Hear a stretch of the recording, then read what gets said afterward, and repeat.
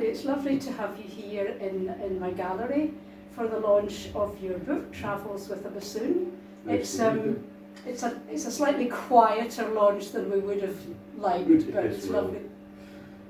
Strange times we live in. Strange times we live in, but we're going to have an interview and hopefully we'll learn a little bit more about it. Yes, okay.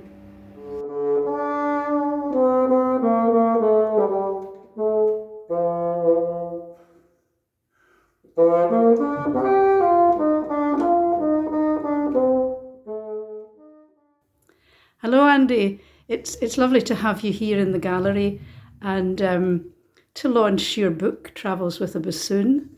So can I ask you a few questions about your life with the bassoon? Yes. Yeah. So I know that the piano was actually your first instrument. So how did you come to take up the bassoon? Yes, well, it was just down to chance, like so many things in my life. It's hinged on just a chance. And I was actually in Jordan Hill Training College, training to be a class music teacher. And the last term we were all sent out to schools, the front line, so to speak. Yeah. And the school I was sent to, the principal teacher, his name was Donald Miller, although he liked to be addressed as Donald B. Miller. Anyway, he was the conductor of the Glasgow Teachers Orchestra. And he seemed quite impressed with my piano playing and he invited me along to play harp parts. Harp parts? Yes, well, they're playable on the piano. Right. But one or two of them aren't, actually. but anyway, there was a very small proportion of pieces with a harp in them, and I had to sit with the piano conductor and trying to make up for missing instruments out of it. And then he must have sensed my frustration and came up to me one day and asked me if I played an orchestral instrument, but of course I didn't.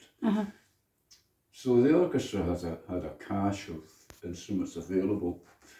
So he said, which one did you fancy then? So I thought the French horn was a wonderful instrument.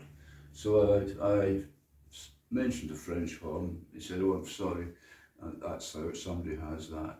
So I racked my brains and came up with the oboe. He said, no, sorry, the oboe's out. He said, but we've got a bassoon.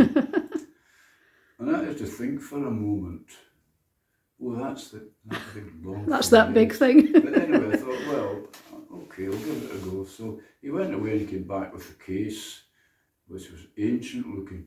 They opened the case and 2 or 3 moths flew out of it.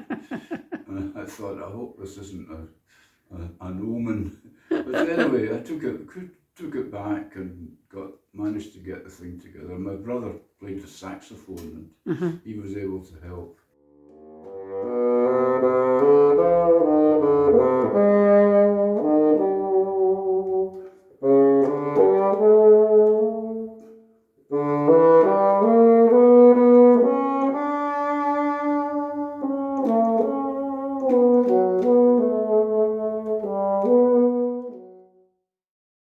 The Scottish opera got underway in the early 60s.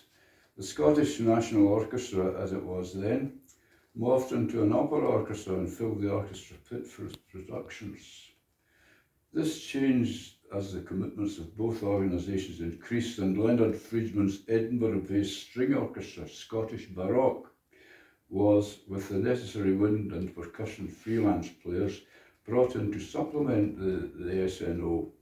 This group later became the early incarnation of the Scottish Chamber Orchestra. Because we know that you were a founder member We'll of the hear Scottish. about that Yes, later. yes. Mozart's big three, Figaro, Don Giovanni and Così fan tutte, figured prominently, and the last was my favourite. The story is ridiculous, but redeemed by absolutely sublime music. The wind writing is miraculous.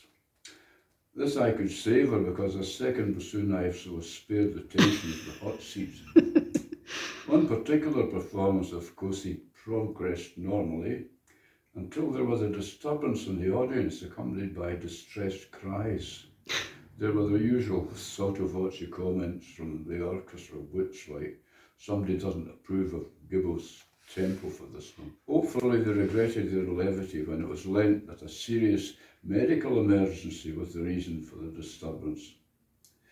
An elderly member of the audience in the stalls had taken ill suddenly. It was rumoured to have been a heart attack.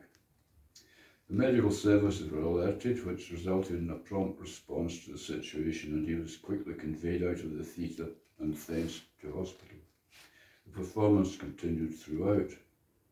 Later in Act 2, there was an event which lightened the atmosphere.